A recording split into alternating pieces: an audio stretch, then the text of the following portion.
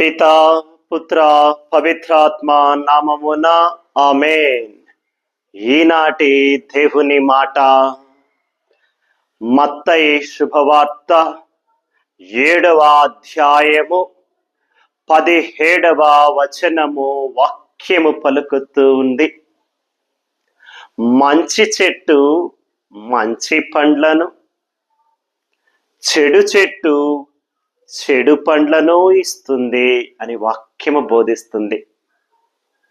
దేవుని నమ్ముకున్నటువంటి బిడ్డలారా, మనము నమ్మినటువంటి మన యేసయ్య పలుకుతున్నటువంటి మాట, మంచి చెట్టు మంచి పండ్లను ఇస్తుంది, చెడు చెట్టు చెడు పండ్లను ఇస్తుంది అంటూ ఉన్నారు. ఒక్కసారి బిడ్డ, నీవు మంచి చెట్టువా లేక చెడు చెట్టువా? చెడు చెట్టుగా జీవిస్తున్నావా? ఒక్కసారి పరిశీలించి చూసుకో అంటూ ఈరోజు వాక్యము ద్వారా ప్రభు మనకి నేర్పిస్తున్నారు. ఈనాటి వాక్యములు మనము 3 ముఖ్య విషయాలను నేర్చుకుందాం. మొదటిది, మనము మంచి చెట్ట చెడు చెట్ట అనేది మనకు ఎలా తెలుస్తుందయ్యా అంటే, వాక్యములో ప్రభు అంటున్నటువంటి మాట, మంచి చెట్టు మంచి పండ్లను ఇస్తుంది, చెడు చెట్టు చెడు పండ్లను ఇస్తుంది. మన చెట్టు నుండి వచ్చేటటువంటి ఫలాలను బట్టి అది మంచి చెట్ట చెడు చెట్ట అని చెప్పవచ్చు అంటున్నారు ప్రభు.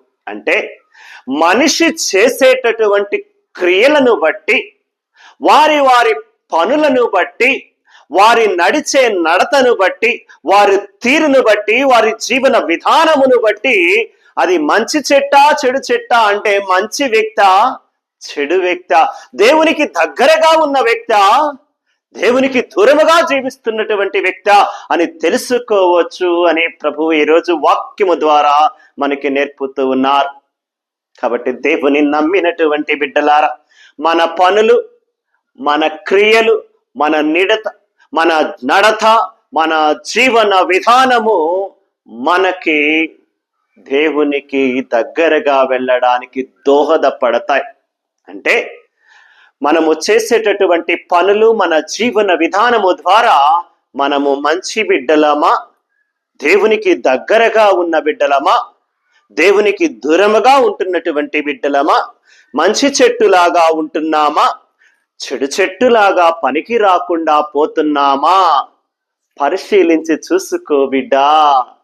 ఒకవేళ చెడు చెట్టు చెడు పండ్లను ఇచ్చినట్లుగా నీవు కూడా చెడుగా ప్రవర్తిస్తూ, చెడు నడత నడుస్తూ, భగవంతునికి దూరమైపోయి జీవిస్తూ ఉంటే ఇకనైనా తిరిగిరా, మంచి చెట్టులా మంచి పండ్లు ఇచ్చినట్లుగా మంచి బిడ్డలా మంచి పనులు చేస్తూ దేవునికి దగ్గరగా జీవించు అని ప్రభు మనకి బోధిస్తున్నారు.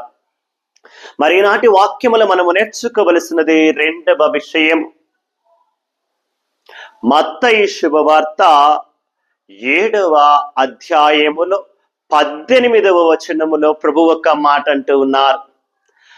మంచి చెట్టు చెడు పండ్లను, చెడు చెట్టు మంచి పండ్లను ఇయ్యదు కదా అంటున్నారు.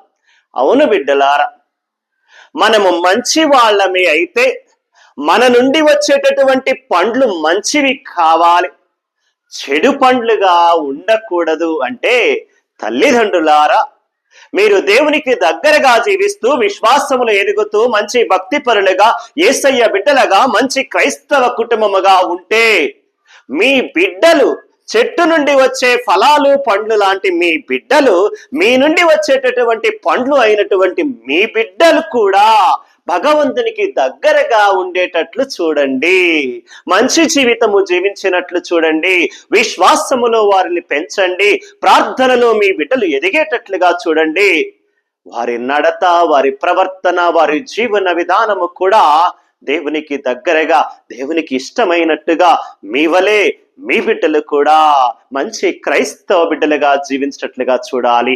ఎందుకంటే ప్రభు అంటున్నటువంటి మాట, మత్తయి శుభవార్త 7వ అధ్యాయం 16వ వచనములో అంటున్నాడు, ముండ్ల పొదల నుండి ద్రాక్ష పండ్లు, అలాగే తుప్పల నుండి అత్తి పండ్లు రావు కదా అంటున్నాడు. ముండ్ల పొదల నుండి ఎక్కడైనా ద్రాక్ష పండ్లు వస్తాయండి? తుప్పల నుండి అత్తి పండ్లు రావు కదా. అంటే మంచి చెట్టు మంచి పండ్లనే ఇస్తుంది, చెడు చెట్టు నుండి మంచి పండ్లు రావు కదా అంటున్నాడు. దేవుని నమ్మినటువంటి బిడ్డలారా, తల్లిదండ్రులారా, మీరు ఈ విధముగా మంచి క్రైస్తవ బిడ్డలుగా విశ్వాసంలో ప్రార్థనలు ఎదుగుతూ దేవునికి ఇష్టమైన మంచి క్రైస్తవ బిడ్డలుగా మీరు ఎదుగుతున్నారో, మీ నుండి వచ్చినటువంటి పండ్లైనటువంటి మీ బిడ్డలు, వాళ్ళను కూడా మీ వలె మంచి నడతలో మంచి ప్రవర్తన నేర్పిస్తూ నడిపించండి. క్రైస్తవ విశ్వాసములో భక్తిలో యేసయ్య దగ్గరగా జీవిస్తూ యేసు ప్రభుని బిడ్డలుగా మంచి క్రైస్తవ బిడ్డలుగా మీ బిడ్డలను పెంచండి అంటూ మంచి పండ్లనిచ్చేటటువంటి మంచి చెట్టు వలె మీరు కూడా మంచి క్రైస్తవ బిడ్డలుగా మీ బిడ్డలను మంచి క్రైస్తవ మార్గములో నడిపించండి అని ప్రభువు ఈరోజు నేర్పిస్తున్నారు. ప్రతి తల్లి తండ్రికి ఈరోజు ప్రభువు మాట నేర్పిస్తూ అంటున్నటువంటిది హెచ్చరికగా ప్రభు ప్రతి తల్లిదండ్రులతో అంటున్నారు, మీ బిడ్డలను మీ వలె మంచి క్రైస్తవ బిడ్డలుగా దేవునికి దగ్గరగా మీరు పెంచండి అని ప్రభు ప్రతి తల్లిదండ్రులకి ఈరోజు బోధిస్తున్నారు. కాబట్టి మీ వలె మీ బిడ్డల్ని కూడా దేవాలయానికి తప్పకుండా తీసుకురండి. ప్రార్థనలో విశ్వాసంలో మీ బిడ్డలు ఎదిగేటట్లుగా చేయండి. క్రీస్తు ప్రభు మెచ్చే విధముగా మంచి జీవితము జీవించే మంచి బిడ్డలుగా మీ బిడ్డలను పెంచండి. మరి ఈరోజు వాక్యము ద్వారా ఈరోజు మనము నేర్చుకోవలసిన 3వ మాట, మత్తయి శుభవార్త 7వ అధ్యాయం 19వ వచనములో ప్రభు అంటున్నాడు, మంచి పండ్లనీయని ఎండిపోయినటువంటి ప్రతి చెట్టును కూడా నరికి వేయబడి అగ్నిలో కాల్చివేయబడును అంటున్నాడు. మన క్రియల ద్వారా మనము మంచి నడత నడుచుకోకపోయినా, మన బిడ్డలను మంచి మార్గములో నడిపించకపోయినా, మంచి క్రైస్తవ బిడ్డలుగా మనము జీవిస్తూ మంచి చెట్టు వలె మంచి బిడ్డల వలె మంచి క్రైస్తవ బిడ్డల వలె మనము బ్రతకకపోయినా, ప్రభునికి దూరమైపోయి జీవిస్తూ చెడు మార్గములో పయనిస్తూ ఉంటే ప్రభు అంటున్నాడు, నీవు ఎండిపోయిన చెట్టు వంటి వాడవు, ఎండిపోయిన చెట్టు వంటి దానవు, నీవు మంచి పండ్లని అయినటువంటి చెడు చెట్టువు కనుక అది నరికి వేయబడి అగ్నిలో వేయబడు. ఇక్కడ మా క్యాంపస్లో ఇక్కడ మేము ఉండేటటువంటి స్థలంలో చాలా మామిడి చెట్లు ఉండేవి. ఇంతకు ముందు చాలా చెట్లు ఉండేవి. ఈ మధ్య కొన్ని చెట్లు మంచిగా పండ్లు ఇవ్వడం మానేశాయి. అంతకుముందు ప్రతి చెట్టు కూడా బాగా ఉండేది. ఈ మధ్య నేను నోటీస్ చేశాను, చూశాను, అటుగా నడుస్తున్నప్పుడు ఒక చెట్టు ఇంతకు ముందు బాగా పండ్లనిచ్చేది, కానీ ఏమైందో తెలియదు, ఎండిపోయి ఉంది. మేము అనుకుంటున్నాం ఆ చెట్టు వృధాగా భూమిని ఆక్రమిస్తూ ఉంది, ఎండిపోయి పనికి రాకుండా ఈ సంవత్సరం ఏ కాయి రాల, కాబట్టి ఆ చెట్టు అనవసరంగా స్థలం ఆక్రమిస్తుంది, కాబట్టి ఆ చెట్టును నరికేసి కాల్చేసి పడేద్దాం, ఆ స్థలంలో ఇంకొక చెట్టు నాటవచ్చు కదా అని మేము మాట్లాడుకుంటూ ఉన్నాం ఇక్కడ ఉన్నటువంటి ఫాదర్లు. అదే విధంగా ఈరోజు ప్రభు అంటున్నటువంటి మాట అదే, పనికి రాని చెట్టు, ఎండిపోయిన చెట్టు, చెడు పండ్లనిచ్చేటటువంటి చెట్టు మనకెందుకు, దానిని నరికి అగ్నిలో కాల్చివేద్దామంటున్నాడు. మన ఇంటి దగ్గరలో ఏదైనా పనికిరానటువంటి చెట్టు భూమిని ఆక్రమిస్తూ ఉన్న ఆ చెట్టును నరికి పడేస్తాం కదా, ఏదైనా చిన్న మొక్కను వేరే మొక్కను పెట్టుకొని పెంచుకుంటాం కదా. ప్రభువు ఈ రోజున చాలా చక్కగా హెచ్చరిస్తూ ఉన్నాడు, బిడ్డ, మంచి చెట్టు వలె మంచి పండ్లను ఇచ్చేటటువంటి చెట్టుగా నువ్వు ఉండాలి.